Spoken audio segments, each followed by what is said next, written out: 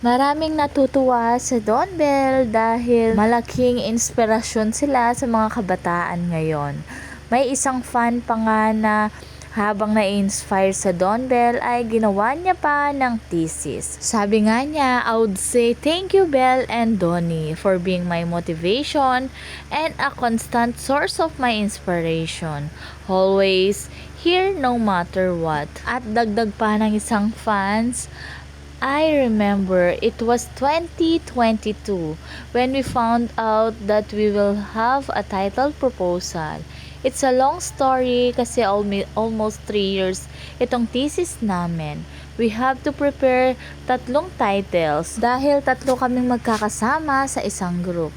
Then, ang sabi sa amin, at each person has to come up with a title.